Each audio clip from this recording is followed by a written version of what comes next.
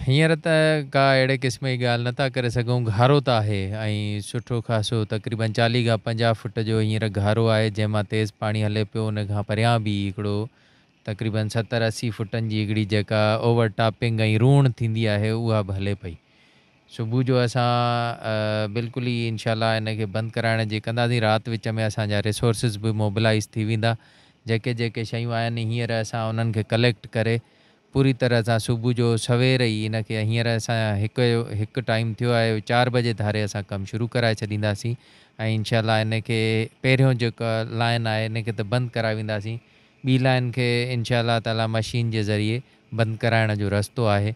कोशिशि करे उन खे बि सुबुह जो ई का न का गाॾी मोबिलाइज़ करे ऐं कमु कराए वठंदासीं। पर हाणे हींअर कंहिंजे बि नाले ते खणण खां बहितर आहे त पहिरियां इनखे बंदि कराइजे, उन खां पोइ ॾिसिजे त केरु जेकॾहिं कल्प्रिट आहे, वाक़ई इन्वॉल्व आहे, त उनखे वठंदासीं। इहो तक़रीबन 50 फुट घारो आहे, उहो सिंध शाह खे लॻो आहे, जंहिंजे करे पाणी फ्लो थी अचे थो असांजी शाही बाग में।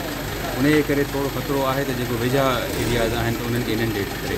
पर असां मौक़े ते फ़ौरन विज़िट कयो आहे। इंतिज़ामिया रिसोर्सिस इकट्ठा करे थी। इनशाला 4 बजे सुबुह जो ऑपरेशन स्टार्ट थींदो, जंहिंमें पुलिस बि इंतिज़ामिया सां पार्टिसिपेट कंदी, जंहिंमें रेस्क्यू ऑपरेशन थी सघे थो, रिलीफ बि अलॉन्ग विद सिक्योरिटी। बलूचिस्तान जी पुलिस छा तव्हां सां मामले राब्ते में हुई तव्हां सां या उन्हनि इंफॉर्म कयो? का राब्ते में नहीं, असांखे लोकल माण्हुनि इंफॉर्म कयो। जीअं इंफॉर्मेशन थी त असां फ़ौरन मौक़े ते पहुची करे जाइज़ो वरितोसीं। इनशाला ऑपरेशन स्टार्ट कंदासीं। कुछ रूमर्स आहिनि त हे हीअं थियो आहे या कंहिं कट थियो आहे, उनखे फ़िलहाल असां नथा ॾिसूं। फ़िलहाल रेस्क्यू रिलीफ ऑपरेशन कयूं था, पोइ हुन फर्दर शइ खे वेरीफाई करे वठंदासीं त कहिड़ी शायदि मिले थी या न। सर इहो ॿुधाए एग्जैक्टली इहो कमु आहे एरीगेशन खाते जो न, छा एरीगेशन जा अमलदार तव्हां सां राब्ते में आया हुते मौजूदु हुया या?